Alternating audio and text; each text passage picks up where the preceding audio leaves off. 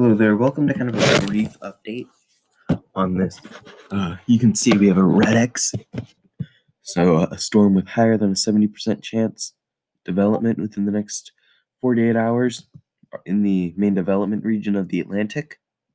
So yeah, right now the 48-hour period has an 80% chance of development. 5 days it has over the next 5 days, or 120 hours it has 90%.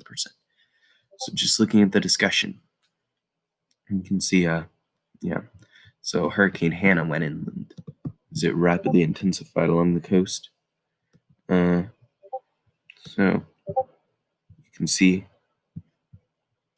shower activity is becoming a little better organized in association with an area of broad low pressure.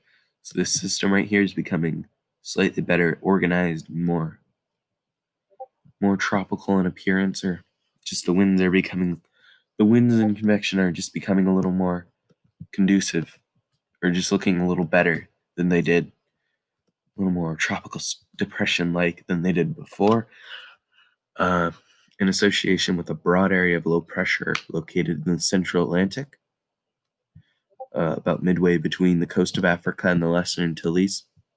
So right over here we have the Lesser Antilles, and it'll be there in maybe a few days. Right here we had the coast of Africa. So yeah. So environmental conditions are becoming increasingly conducive for this system, and a tropical storm is likely to form within the next day or two while it moves west-northwestward at about 15 to 20 miles per hour. So it does have a fast forward speed, and that may affect things, but overall, it is a very favorable environment across this whole area. It has a very favorable environment over the next 5 days. So in this area, right over here, it has a very favorable environment.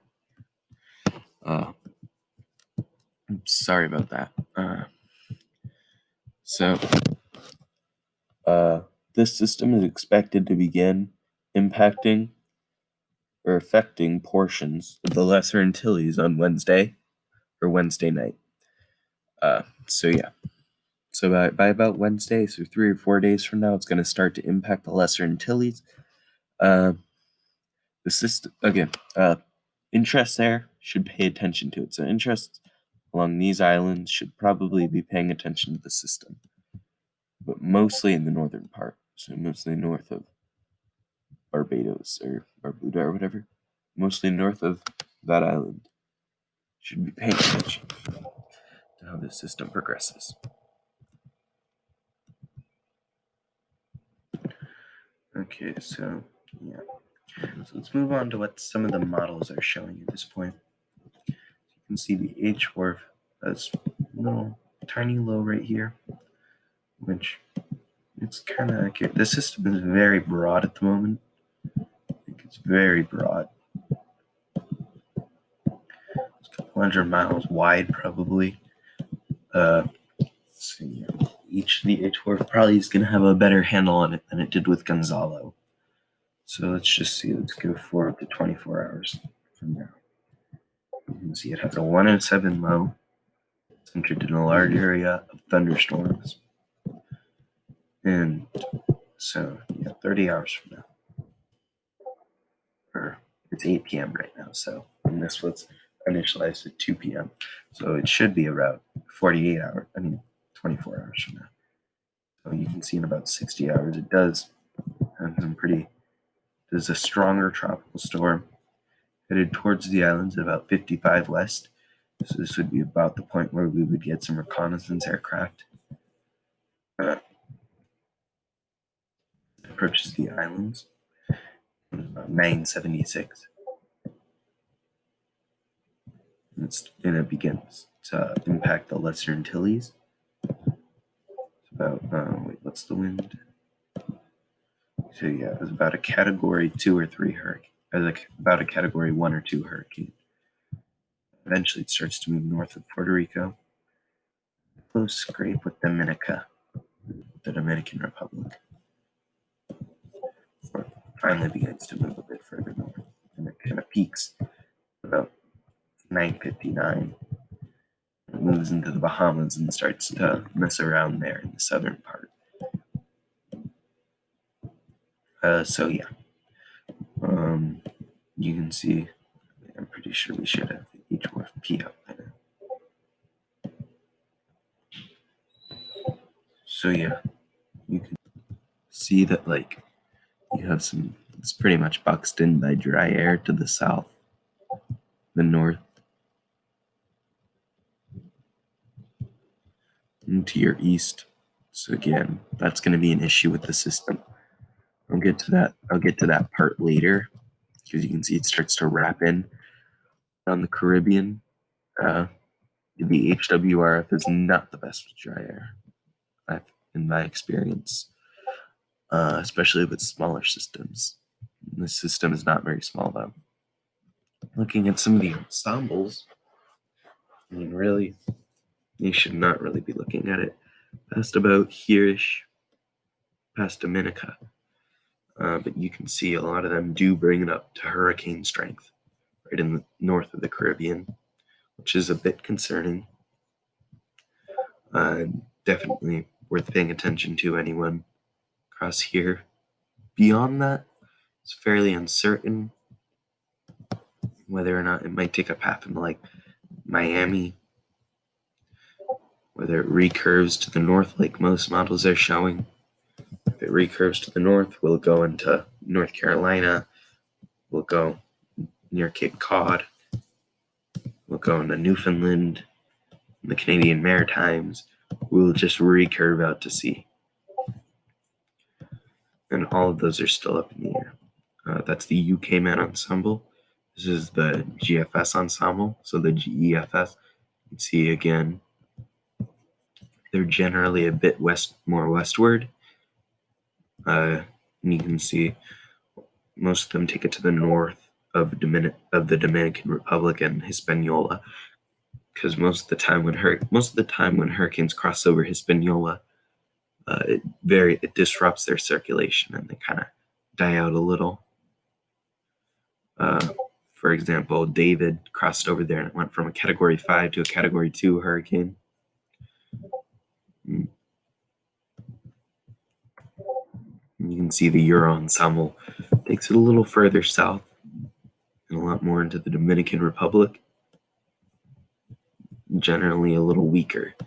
So yeah, you can see there's basically two camps: the stronger camp and the weaker camp. And the GFS, the ECMWF, and the EPS are all in the weaker camp. The GEFS, the UK Met, and its ensemble are mostly in the stronger camp. Now let's see if we can get the well, let's just take a look at the ships first. So this is like the conditions around the storm. So you can see right now, shear is low, but it's not super low. Of course, that's going to change by about hour 60 when it drops to very low, like below 10 knots for most of the forecast period. The SSTs favorable across the board.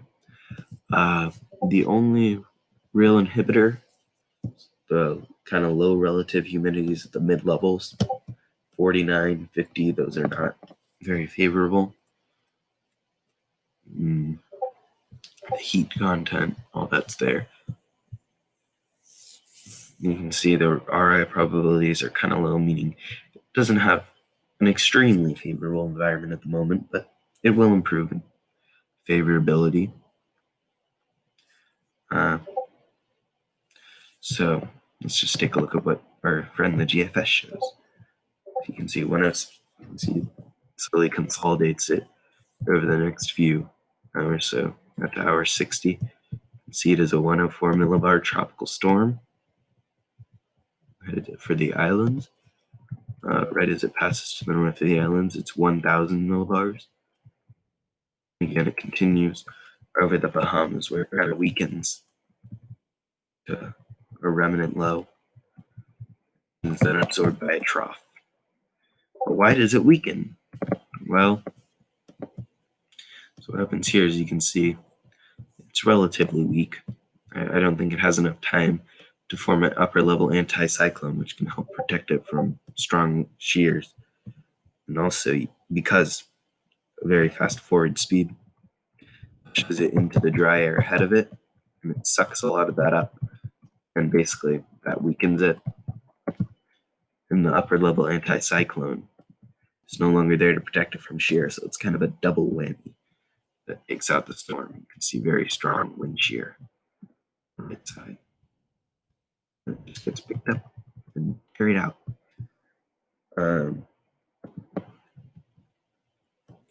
GFS, the experimental GFS has a slightly different scenario.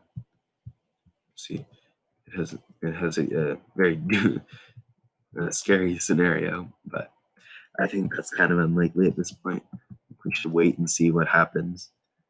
Do not pay attention to model runs like these, where they're hitting all the U.S. areas. It's very far out at this point, and it's really, no one can really tell. So if anyone says they can, do not listen to them. Unless it's the NHC, the National Hurricane Center, because those people do know a lot about hurricanes. They're the most knowledgeable people on hurricanes, basically in their fields. So do listen to them. We'll have a better idea by about Wednesday when it's near the islands of whether or not it's going to go to North Carolina, out to sea, or maybe, which is kind of looking unlikely at this point, into Florida, or if it stays further south and just gets shredded by Hispaniola. So yeah.